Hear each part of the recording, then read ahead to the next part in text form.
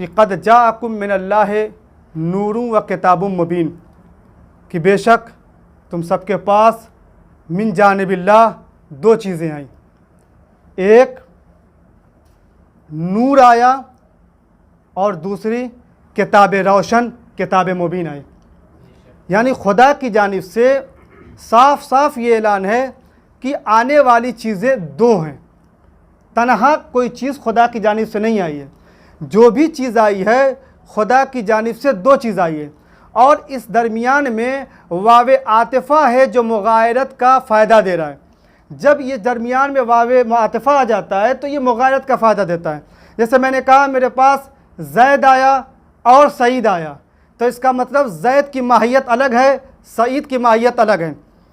आप गौर करें, सईद अलग फसल अलग चीज़ है और ज़ैद अलग चीज़ है, ये दोनों एक नहीं है, ये दोनों अलग अलग चीज़ है। खुदा ने फरमाया कि तुम्हारे जानिब दो चीज़ें आई, नूर आया और किताब आया। किताब है, इसका मतलब किताब अलग है, नूर अलग है। आप गौर करें, किताब अलग है, नूर अलग है। ज़रा गौर करें, मैं आपसे कहूँ कल साहब आप भी आइएगा और आप भी आइएगा, दोनों अफराद को बुलाऊं कि कल 10 बजे मेरे पास आइएगा। एक साहब उनमें से 10 बजे आ गए, मैंने कहा दूसरे साहब कहाँ हैं? तो आप बड़े खुश, कहने लगे वो तो नहीं आए, लेकिन मैं तन्हा आया हूँ, मैं ही काफ़ी हूँ। सच बताएं, मैं बुलाने वाला हूँ, मुझे नहीं मालूम कि एक अकेला काफ़ी नहीं है। अगर एक अकेला काफ़ी होता तो मैं दोनों को न बुलाता।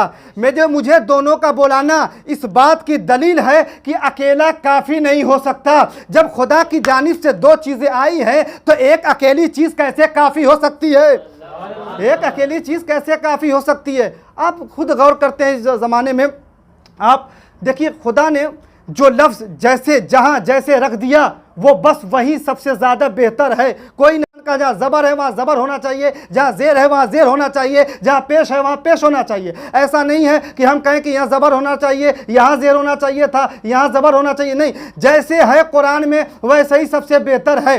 देखिए जब अत्फ़ कोई लफ्ज़ किया जाता है तो उसमें तरतीब का ख्याल नहीं रखा जाता है। मैं कहूँ जानी ज़ैदुन व सईदुन, और इस जुमले को पलट के भी कह सकता हूँ जानी सईदुन व जैदुन, दोनों में माना आने का जैद और सईद को पता, दोनों जुमले में जैद के आने का और सईद के आने का हमको बतला रहा है, लेकिन एक में सईद मातूफ है, एक में जैद मातूफ है। एक पहले जुमले में जैद मातूफ अलैह है, दूसरे जुमले में सईद मातूफ अलैह है।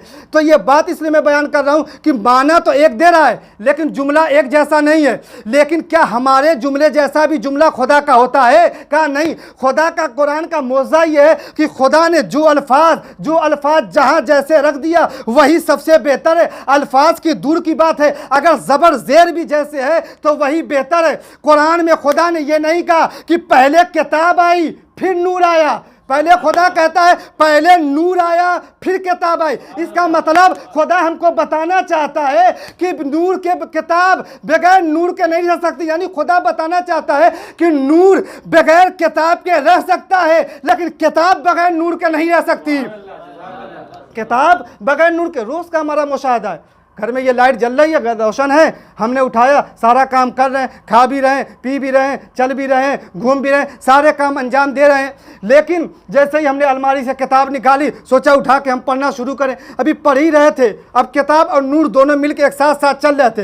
लेकिन जैसे ही पढ़ कभी एक ही बरक पढ़ा था कि लाइट गुल हो गई। अब जैसे लाइट गुल हो गई, लाइट चली गई, यहाँ से बल्ब गुल हो गया, शमा गुल हो गई। सच बताइए, अब किताब हम अंधेरे में पढ़ सकते हैं, आँख की रोशनी भी है, आँख की रोशनी भी है, किताब पे लिखा भी है, सिर्फ और सिर्फ ये आर्जी रोशनी यहाँ से चली गई। सच बताइए, हम किताब को पढ़ सकते हैं? कहा नहीं, किताब को नहीं पढ़ सकते जब तक कि आर्जी रोशनी न रहे। सच बताइए, जब ये दुनियावी लाइट आर्जी रोशनी के बगैर किताब काफ़ी नहीं है तो कुरान मजीद बगैर चहारदा मासूमीन के नूर के काफ़ी कैसे हो सकता है? सलवात पढ़े मोहम्मद वाले मोहम्मद पे।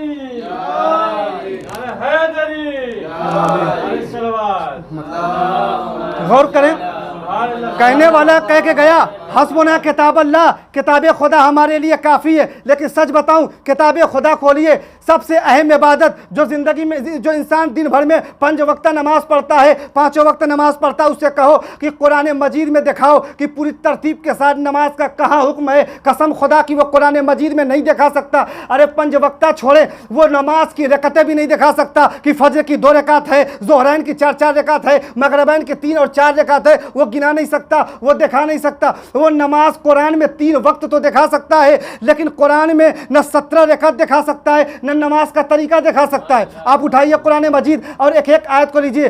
देखिए वजू की जो आयत है, तयम्मुम की तो जो आयत है वो एक साथ आ गई है, लेकिन नमाज की आयत एक साथ नहीं आई है। आप कुरान की आयतें पढ़ना शुरू कीजिए, आपको एहसास हो जाएगा। चलिए पहली आयत नमाज पढ़ने के लिए, वाक़िमुस्सलाह वातुज़ ज़का, मुत्तकीन की सिफात बयान करते हुए अल्लाह कहता है सूरह बकरा में, वयुक़ीमूनस्सलात वयुतूनज़्ज़कात, वो लोग वो हैं मुत्तकीन जो नमाज को कायम करते हैं, ज़कात को अदा करते हैं। इसका मतलब मुत्तकीन को नमाज पढ़ना चाहिए। कुरान में अल्लाह कहता है, हुक्म देता है, वाक़िमुस्सलाह वातुज़ ज़का, कि नमाज को कायम करो, ज़कात को दो। गौर से सुनिएगा, इतना सारी चीज़ें आते हैं। अब उसके बाद यहाँ पे खुदा ने नमाज पढ़ने का हुक्म दिया। अब आप नमाज पढ़ने के लिए आए, कुरान का अल्लाह कहता है कि वरब्बका फ़कब्बिर, वरब्बका फ़कब्बिर, यानी क्या मतलब हुआ कि इससे आपने समझा कि अल्लाह अकबर कहने को कहा जा रहा है। उसके बाद आयत कहती है इक़रा बिस्मि रब्बिकल लज़ी खलक़, इसका मतलब आपने समझा कि कुरान की असूरों की तिलावत करने के लिए कहा जा रहा है। उसके बाद कुरान ने कहा वरकऊ मअ राकिन, रुकू करो, और रुकू करने के इससे मतलब आप समझे कि रुकू को करने का अल्लाह हुक्म दे रहा है। उसके बाद सूरह शोरा की आयत नंबर 219 में अल्लाह कहता है वह तकल्लुबका फिस साजिदीन।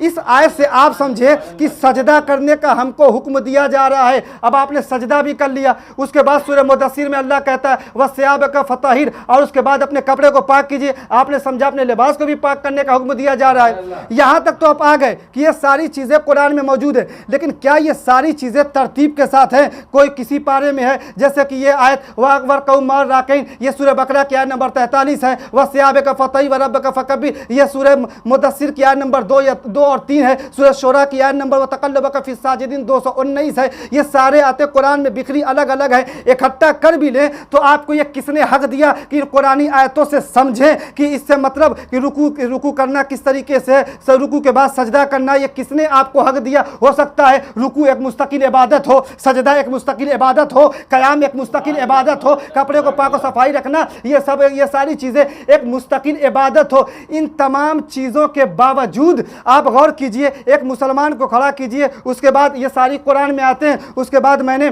जैसे एक आदमी आया कि देखें नमाज कैसे पढ़ते हैं, मैंने क्या किया कि पहले मैंने सजदा कर लिया, सजदे के बाद मैं उठा, रुकू कर लिया, रुकू के बाद उठा, मैंने तिलावत कर ली, तिलावत के बाद मैंने अल्लाह अकबर कहा, अल्लाह अकबर कहने के बाद मैं घर वापस गया, घर जाने के बाद मैंने कपड़े को पाक कर दिया। क्या यही सारी चीज़ें तो नमाज में होती हैं? सच पूछूं, उस मुसलमान से पूछिए कि ये बताओ कि ये नमाज जो मैंने पढ़ी है, ये मेरी नमाज सही है कि नहीं? कहा सारे तुमने अफ़आल अंजाम दिए, तुमने सारे वाजिबात अदा किए, लेकिन तरतीब के साथ अंजाम नहीं दिया, इसलिए तुम्हारी नमाज सही नहीं है। मैंने कहा कुरान से पढ़ा, मैंने आयतें सुनाई, मैंने कहा कुरान में ये लिखा है, कुरान में भी तो तरतीब से नहीं। कहा लाख तरतीब से नहीं, लेकिन कुरान तुम्हें तरतीब से पढ़ना पड़ेगा। मैंने कहा भाई तरतीब कैसे मिलेगी? कहा अल्लाह ने सिर्फ कुरान नहीं भेजा बल्कि उसके साथ नूर भेजा। उस नूर ने कहा वैसे नमाज पढ़ो जैसे मुझे नमाज पढ़ते देखो, वैसे नमाज पढ़ो जैसे मुझे नमाज पढ़ते देखो। भाई मैं उस नूर की बातें क्यों मानूं? कहा उस नूर के लिए भी खुदा ने फरमाया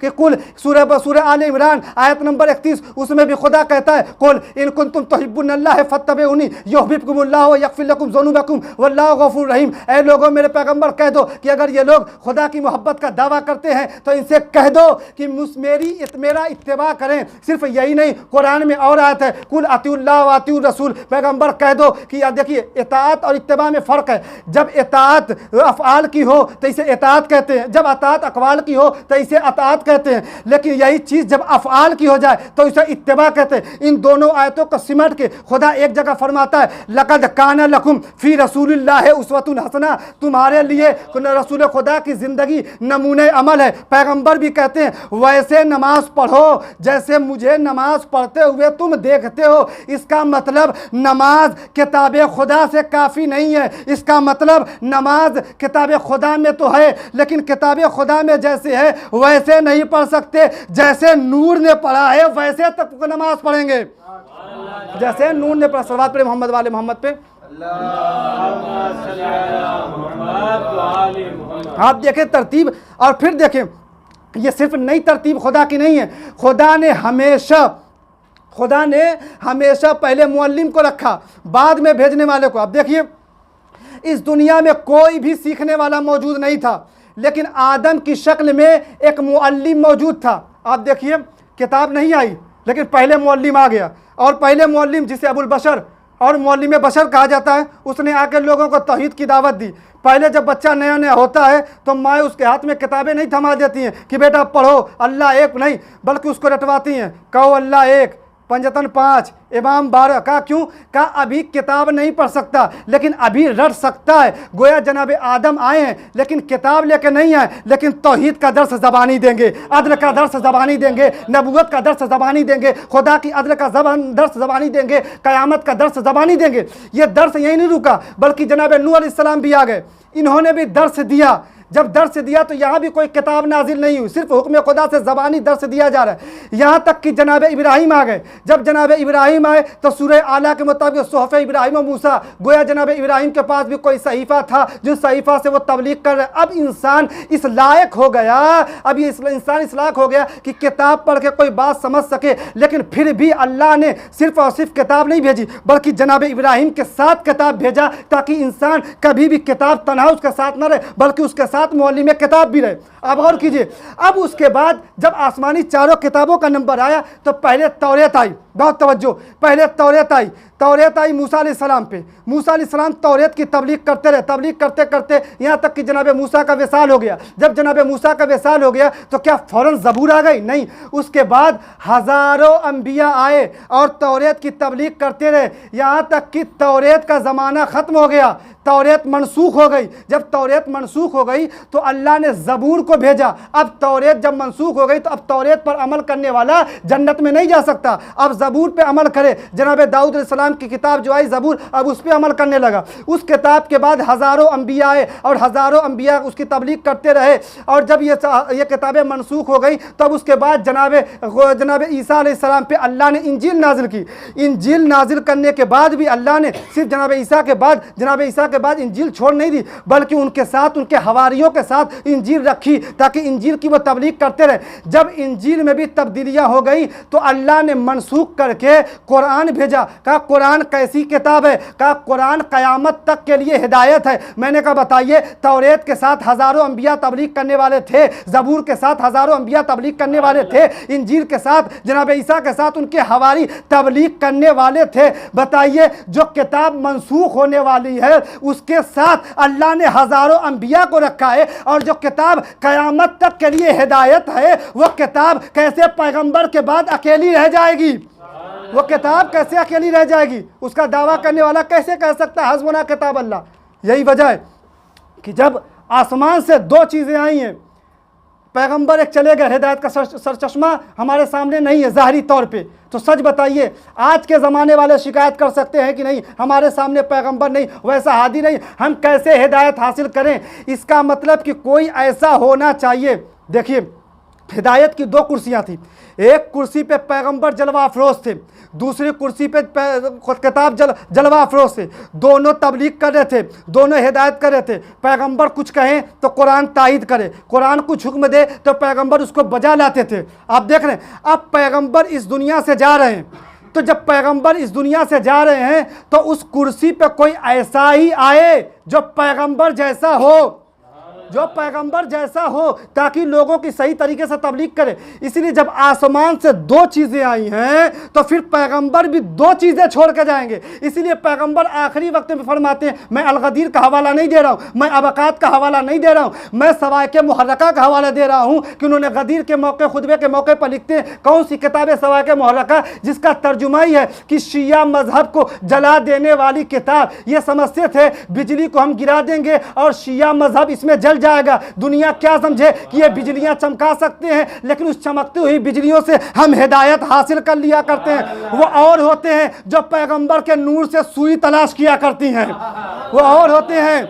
आप गौर कर लें। अब उसके बाद जब पैगंबर जा रहे हैं, सवाए के मुहर्रका साहब सवाए के मुहर्रका लिखते हैं कि पैगंबर ने कहा इन्नी तारिकुम फीकुमुस सकलैन, मैं तुम्हारे दरमियान दो चीज़ें छोड़ के जा रहा हूँ। ये तरह तरह से आई है, जैसे आई अला इन्नी मुस्तखलिफुन फीकुमुस सकलैन, मैं तुम्हारे दरमियान दो खलीफा छोड़ के जा रहा हूँ जो मेरा कद्र है। एक जगह आया इन्नी तारिकुम फीकुमुल हबलैन, मैं तुम्हारे दरमियान दो रस्सियाँ छोड़ के जा रहा हूँ। यानी पैगंबर ने कहा कि ये नहीं कि कहा जा कि रटा रटा जुमला था, भाई पैगंबर जहाँ जाते थे जैसा मजमा देखते थे वैसा ही पैगंबर बयान करते थे। आप गौर करें, कहीं पैगंबर ने कहा अला इन्नी तारिकुम फीकुमुस सकलैन, कहा कहीं पैगंबर ने कहा अला इन्नी तारिकुम फीकुमुल हबलैन, कहीं कहा इन्नी तारिकुम फीकुमुल इन्नी मुस्तखलिफुन फीकुमुस सकलैन। यानी सब के माने हैं कि मैं तुम्हारे दरमियान दो चीज़ें छोड़ के जा रहा हूँ। उसके जुमला है, उसके बाद जुमला हर जगह सेम है। क्या जुमला है कि तुम्हारे दरमियान दो चीज़ें छोड़ के जा रहा हूँ, ये दोनों एक दूसरे से कभी जुदा नहीं होंगे, यहाँ तक कि मेरे पास हौज़े कौसर से आ जाएं। और दूसरा जुमला, जब तक तुम इनसे मुतमस्सिक रहोगे कभी गुमराह नहीं हो सकते। आप गौर करें, यानी पैगंबर कह रहे हैं कि अगर जब तक इनसे मुतमस्सिक रहोगे गुमराह नहीं होगे। और सामने वाला कह रहा है कि हस्बुना किताब अल्लाह, हमारे लिए खुदा की किताब काफ़ी है, यानी किताब की हिदायत के लिए काफ़ी है। बताइए, जो इस्लाम लाया है उसको पता है कि तन्हा किताब से इंसान गुमराह हो जाएगा, और जो उम्मत है वो कह रही है कि सिर्फ हमें कुरान काफ़ी है। अब उसके बाद जब पैगंबर ने जुमला कहा, उसके बाद कहा लन यफ्तरिका, हरगिज हरगिज ये दोनों जुदा नहीं होंगे। हरगिज, ये लन देखिए कौन सा है, ये लन वही है जो लन तरानी, जहाँ मूसा से खुदा ने कहा कि तुम्हारी कौम हरगिज हरगिज मुझको नहीं देख सकती। अब वही तो इंतज़ार की किस्में हैं, हम तो वकूफ़ पजीर चीज़ का इंतज़ार करें। लोगों का अकीदा ये है कि आज नहीं लेकिन रोज़े महशर खुदा कुर्सी पे बैठा होगा। आज खुदा को हम नहीं देख सकते तो क्या हुआ, लेकिन क़यामत के दिन हम खुदा को देखेंगे। लेकिन ये इस जुमले से पता चल रहा है कि बातिली आपका अकीदा सही, लेकिन दिल में कहीं ना कहीं इंतज़ार मौजूद है, दिल में कहीं ना कहीं इंतज़ार मौजूद है। और ये हम ही सिर्फ इस दुनिया में मुंतज़िर नहीं है, बल्कि ये भी मुंतज़िर है। फ़र्क इतना है कि हम वकूफ़ पजीर होने वाली चीज़ के मुंतज़िर हैं, ये बातिल शय के मुंतज़िर है। कैसी कैसी बातें कर दी कि शब जुमा खुदा गधे पर बैठ के आता है, काबा पे उतरता है। कैसी कैसी बातें कि जहन्नम को जब भरा जाएगा तो जहन्नम कहेगी और लाओ, मुझे मेरा पेट खाली है, तो खुदा अपना बायां पैर डाल देगा, जहन्नम खामोश हो जाएगी। मैंने कहा टांगे तो जाएंगी लेकिन खुदा की नहीं जाएगी, बल्कि वो टांगे जाएंगी जो ओहद में पैगंबर को छोड़ के भागी थी। सलवात पढ़िए मोहम्मद वाले मोहम्मद पे।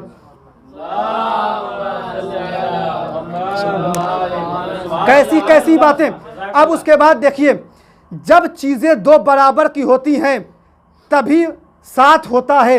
अगर दो चीज़ें बराबर की नहीं हैं तो कभी भी साथ नहीं हो सकता। हो सकता है एक लम्हे के लिए साथ हो, लेकिन फिर एक न एक दिन वो जुदा हो जाएंगे। देखिए, जब मैं कुरान से दलील दे सकता हूँ कि जब इल्म एक बराबर नहीं होता तो इंसान जुदा हो जाता है। मैं मौका नहीं वरना पूरा वाक़या पढ़ता, बस इशारतन कह के जा रहा हूँ कि जनाब खिज़्र का इल्म अलग था, जनाब मूसा अलैहिस्सलाम का इल्म अलग था। दोनों साथ साथ चले, लेकिन 3 मौक़ों के बाद ऐसा हुआ कि मूसा ने अपना रास्ता लिया, जनाब खिज़्र ने अपना रास्ता लिया। कहा क्यों? कहा जब इल्म बराबर नहीं होता है तो इंसान रास्ते अलग अलग हो जाते हैं। अब आ जाइए, कुरान मैंने कहा 2 कुर्सियाँ हिदायत की लगी हैं, दोनों क़यामत तक के लिए हिदायत के लिए। अब पैगंबर की कुर्सी लगी थी, एक कुर्सी कुरान की थी। कुरान कुर्सी क़यामत तक के लिए अपने ऊपर कुरान मौजूद है, ये हिदायत कर रही है। लेकिन जो दूसरी कुर्सी 11 हिजरी को खाली हो रही है, इस कुर्सी पे कौन आए जो कुरान के बराबर हो, जो जिसका इल्म कुरान जैसा हो। अगर इसके लिए खुदा दावा करे वला रदबिन वला याबिसिन इल्ला फी किताबिन मुबीन, तो उसके लिए भी खुदा दावा करे वह कुल्लु शैइन अहसनाहु फी इमामिन मुबीन।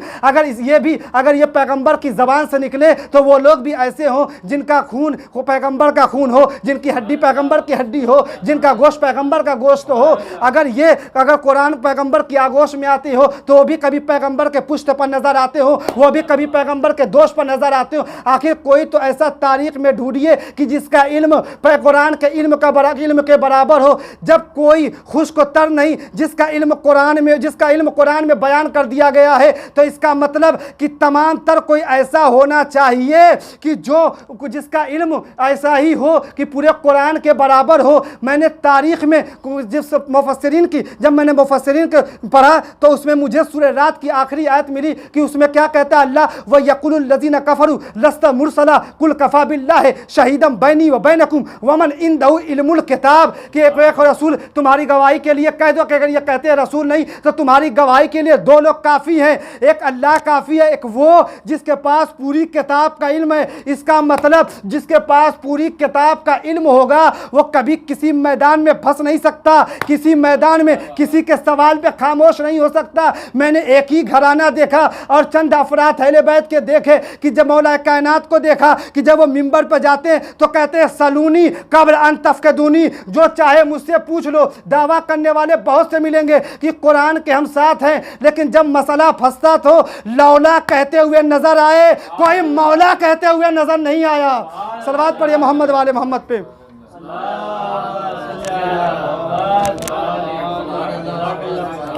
हमें ऐसा उस कुर्सी पे चाहिए जो हलाक हो नहीं, हलाकत से बचाए, जो मसला पूछे नहीं मसला बताए। आप गौर कर रहे हैं तो इस बातों से एहसास होता है कि वाकई एक के अलावा और फिर उनके जानशीन के अलावा हमें कोई ना मिला। दुनिया ने चाहा कि हम अहले बैत को कुरान से अलग कर देंगे, लेकिन सादिक पैगंबर का दावा है कि कुरान को अलग नहीं किया जा सकता अहले बैत से, न अहले बैत को अलग किया जा सकता है कुरान से। दुनिया समझती थी हम अलग कर देंगे, कभी हम 25 साल इनको घर में रख देंगे तब हम कुरान से अलग कर देंगे, लेकिन दुनिया ने मजबूर होकर लिखा कि कुरान से अहले बैत कभी अलग नहीं। दुनिया समझती थी कि इमाम हसन मुस्तफ़ा को मदीना भेज देंगे, ये कुरान से अलग हो जाएंगे, लेकिन दुनिया ने बाद में मजबूर होकर लिखा कि अहले बैत हमेशा कुरान के साथ रहेंगे। और उसके बाद दुनिया ने इमाम हुसैन के मौके पर लिखा, उस दुनिया समझ रही थी कि अभी तक तो ठीक है, चलो हम कुरान से और अहले बैत को ठीक तरीके से हम समझ रहे थे जुदा ना कर सके, चलो अब उनकी गर्दन को, उनके सर को, उनके तन से जुदा कर दिया जाए तो गोया कुरान को हम जुदा कर देंगे अहले बैत से। लेकिन चढ़ते हुए नेज़े पे इमाम हुसैन ने सूरह कहफ की तिलावत करके बताया कि सुनो, तुम हमको कभी जुदा नहीं कर सकते। सादिक पैगंबर ने कहा है कि कुरान और अहले बैत कभी जुदा नहीं हो सकते, कभी इनमें इफ्तिराक नहीं हो सकता, मगर ये कि ये मेरे पास हौज़ कौसर पे आ जाएं। यकीनन दुनिया ने चाहा कि कुरान और अहले बैत को अलग कर दिया जाए, और यकीनन इमाम हुसैन सलाम इसी कुर्बानी के लिए और दीन बचाने के लिए करबला में पहुँचे। आज 1442 हिजरी का चाँद आसमान पर पूरे अपने ताप के साथ रोशन है और दुनिया वालों को ऐलान कर रहा, देखो हुसैन अलैहिस्सलाम ज़िंदा हैं। यकीनन ये चाँद बड़ा गम लेकर आता है। यकीनन जब ये चाँद आता है तो हर मोमिन की आँखें अश्कबार हो जाती हैं। यकीनन जब ये चाँद हम देखते हैं तो हम सिर्फ स्याह लिबास नहीं होते बल्कि हम गिरिया भी करते हैं। हम इमाम हुसैन की मज़लूमियत पे रोते हैं कि हाय हुसैन कह के हम गिरिया करते हैं। यकीनन आज 1400 साल बाद भी जब हम ये चाँद देखते हैं तो हाय हुसैन कह के गिरिया करते हैं। अरे जब ये 62 हिजरी का चाँद उम्मे लैला ने देखा होगा तो उम्मे लैला के दिल पे क्या गुजरी होगी। यकीनन अपना करियल जवान अकबर याद आया होगा और वो बर्छी का नेज़ा भी याद आया होगा, जिस नेज़े की वजह से लैला का चाँद हमेशा के लिए गहन में आ गया। हाज़ादारों, जब 62 हिजरी में रबाब ने यह चाँद देखा होगा तो क्या क़यामत गुजरी होगी कि फूल सा 6 माह का बच्चा किस तरीके से करबला में हड़िया रगड़ रहा था। हाज़ादारों, जब ये चाँद उम्मे फरवा ने देखा होगा तो किस कदर, मैं बताऊं कि उम्मे जनाब कासिम किस कदर खूबसूरत थे कि अपना दुश्मन राइटर है लामिद इब्न मुस्लिम लिखता है, ये मौर्रिख है, ये लिखता है कि जब जनाब कासिम खैमे से निकले हैं तो गोया इस तरीके से जैसा चाँद खैमे से बरामद हो रहा है। बताए जो दुश्मन की नज़र में चाँद के मिसल हो वो माँ की नज़र में कैसा होगा। लेकिन ऐसे चाँद वारे करबला की माँ कि ऐसे चाँद को करबला के इमाम हुसैन के ऊपर कुर्बान कर दिया। यकीनन इमाम हुसैन का काफिला अभी रास्ते में होगा। 2 तारीख को हुसैन का काफिला करबला में पहुंच जाएगा। हाँ आज़ादारों, कैसे कैसे लोग आज़ादार गुजरे इमाम हुसैन के। देखिए कैसी कैसी माएँ इन आज़ादारी की फ़रोग़ देने के लिए गुजरी हैं। एक शख्स था हर साल इमाम हुसैन का अशरा किया करता था। एक साल हालात ऐसे परेशान हुए कि उसकी सारी मालो मता ख़त्म हो गए और ऐसे हालात हो गए कि वो कौड़ी कौड़ी का मोहताज हो गया। अब जब घर में आया तो सोचता है इस साल मैं इमाम हुसैन का अशरा कैसे करूँगा, इस साल मैं इमाम हुसैन की मजलिस कैसे करूँगा। यहाँ तक कि 26 ज़िलहिज्जा आई, 27 ज़िलहिज्जा आई, 28 ज़िलहिज्जा आ गई। जब 28 ज़िलहिज्जा आई, घर में आया, हुजरे में अपने को बंद किया और कहता था हाय हुसैन, मैं इस साल आपका अशरा अपने घर न कर सकूँगा। ये आवाज़ उसकी बीवी के कान में गई। वो फ़ौरन आई, उसकी ज़ौजा आके कहती है मेरे वाली, ए मेरे सरपरस्त, ए मेरे सरपरस्त, ए मेरे सरदार, क्यों गिरिया कर रहे हो। देखिए गिरिया करने में बुखल न करना। ये जब चाँद इमाम रज़ा देखते थे, इमाम रज़ा फरमाते मेरे बाबा ये चाँद देखते थे, जैसे जैसे तारीख बढ़ती थी वैसे वैसे मेरे बाबा गिरिया करते थे। इमाम जाफर सादिक फरमाते हैं कि मदीने में कोई मुहर्रम का चाँद नहीं देखता था, बल्कि हमारे घर से गिरिए की आवाज़ आती थी और लोग समझ जाते थे मुहर्रम का चाँद है। ऐसे पुरसा दीजिए जैसे किसी भरे घर से किसी एक जवान का जनाजा निकल रहा हो और उसकी ज़ईफ़ा माँ उस पर रो रही हो। अरे ऐसे रोइए कि जो शिकस्ता पहलू लेके बकिया से आई है उसको भी तस्कीन हो कि मेरे लाल पे रोने वाले हैं। हाँ आज़ादारों, तारीख का रिवायत कहती है कि उसकी बीवी ने कहा क्या हो गया। कहा कि इस साल लगता है हुसैन का अशरा नहीं कर सकूंगा, कोई सामान भी नहीं बेचने को। कहा जाओ बेच दो हमारे बेटे को, लेकिन सुनो बेचना तो, लेकिन जब बाजार में जाना तो ये मत कहना कि हमारा बेटा है, वरना लोग पूछे क्यों बेच रहे हो, कहना कि ये मेरा गुलाम है, कौन इसको खरीदेगा। 28 ज़िलहिज्जा थी, ये बाजार में लेके आ गया, कहता है कौन है जो मेरे इस गुलाम को खरीदेगा, कौन है मेरे इस गुलाम को खरीदेगा। बड़ा मोतियो फरमा बरदार है, बड़ा खूबसूरत है। ये सारी बातें कह ही रहा है कि देखता है कि शाम हो गई, कोई ख़रीदने वाला नहीं आया। ये वापस आने लगा, सोचने लगा आज 28 ही ज़िलहिज्जा है, कल 29 ज़िलहिज्जा, कल ला के बेच लूँगा। एक शब माँ अपने बच्चे को जी भर के देख ले। अभी लेके आ ही रहा था कि क्या देखता है कि एक सवार आया। कहा सुना मैं इसको बेच रहे हो। कहा हाँ बेच रहा हूँ। कहा कितने का। कहा जितना दे दो। उसने एक थैली निकाली और दे दिया। दूसरे दिन जब ये बेच दिया, ये वापस आने लगा। कहा जा रहे हो, तुम्हारा गुलाम बड़ा खूबसूरत है, ये एक थैली उसके इनाम में ले जाओ। जैसे बाप ने लिया, देखा मालिक ने उसके तारीफ़ की, कहा मेरा गुलाम बड़ा मोतियो फरमा बरदार है। कहा आप इजाज़त दे तो मैं इनकी पेशानी का बोसा दे दूँ। कहा इजाज़त है। पेशानी का बोसा दिया, घर वापस आया। जैसे ही घर वापस आया, उसकी बीवी ने गले में बाहें डाल दी। यकीनन बताऊँ, कहती है उसकी बीवी जिसको बेचा है मेरे बच्चे को मारेगा तो नहीं, मेरे बच्चे को सताएगा तो नहीं, क्योंकि माँ अपने बच्चे को मरते हुए तो देख सकती है, उसको सब्र हो जाएगा, लेकिन कोई माँ नहीं देख सकती कि मेरा बच्चा कहीं हो और मुसीबतों में मुब्तला हो, रोज़ उस पर जुल्म और सितम हो। अभी बात कर ही रही थी कि इतने में किसी ने दक्कुल बाप किया। दरवाज़ा बाप ने पूछा कौन। बेटे ने कहा बाबा दरवाज़ा खोलिए मैं आ गया। दरवाज़ा खोला, बाप ने कहा बेटा मैं तुमको कबूल नहीं करूँगा, बेटा तुम यहाँ से वापस जाओ, तुम अपने मालिक की अमानत हो। कहा बाबा सुनिए तो, जब आप वापस आ गए वो घोड़सवार मुझे अपने घोड़े पर सवार करके ले जाने लगा तो मुझे मैं रोने लगा, मुझे माँ की याद आ गई और मैं माँ माँ कह के रोने लगा। उस सवार ने कहा क्यों रो रहे हो। मैंने कहा कि बस मालिक मेरे अच्छे थे इसलिए मैं रो रहा हूँ। कहा नहीं नहीं, तुम अपने मालिक के लिए नहीं बल्कि तुम अपने माँ बाप के लिए रो रहे हो। जाओ मैंने तुमको आज़ाद किया। ये कहना था कि बाबा मैं घोड़े से नीचे उतर गया। उसने कहा बाबा, मैंने कहा मेरा बाबा मुझे कबूल नहीं करेगा, मैं नहीं जा सकता। कहा जाओ, जिस हुसैन के लिए तुम्हारे बाबा ने बेचा है वो हुसैन तुमसे कहता है जाओ खुदा हाफिज। ये बाबा कयामत हो गई। मैं वापस आने लगा। आयतुल्लाह काफ़ी यहाँ पे लिखते हैं मोमिनो रोने में कोई बुखल न करना, अज़ादारों रोने में कोई बुखल न करना। आयतुल्लाह काफ़ी लिखते हैं कि यहाँ से जब वो वापस आने लगा तो उसके बाद सवार बाबू कहता है कि बाबा सवार पीछे पीछे मेरे आने लगा। मैंने कहा कि सवार मेरे पीछे क्यों आ रहे हो। कहे जाने वाले बड़े खूबसूरत हो, जा तो रहे हो, जाते जाते अपना नाम बता दो। ए बाबा जैसे ही मैंने कहा मेरा नाम इमाम अली अकबर है। अरे उसके जिस्म में लर्जा बर्पा हो गया। बाबा वो तड़पने लगा, बाबा वो रोने लगा, बाबा उसके जिस्म में लाशा बर्पा हो गया। अरे यही तो वजह थी, अकबर की मोहब्बत हुसैन को इस कदर थी कि सारे शोहदा को मकतल में भेजा तो किसी के पीछे पीछे नहीं गए, लेकिन अकबर के पीछे पीछे गए कि अकबर की जुदाई बर्दाश्त नहीं। इन्ना लिल्लाह व इन्ना इलैहि राजिऊन। रज़म बेक़ज़ाही व तस्लीमन लिअम्रिही। अल्लाहुम्मा सल्लि अला मुहम्मद व आलि मुहम्मद। अल्लाहुम्मा सल्लि अला मुहम्मद व आलि मुहम्मद। अल्लाहुम्मा सल्लि अला मुहम्मद व आलि मुहम्मद। बिस्मिल्लाहिर रहमानिर रहीम।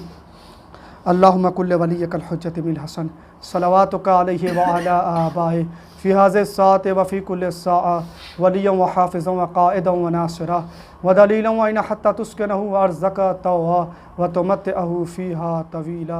अल्लाहुम्मा सल्लि अला मुहम्मद व आलि मुहम्मद।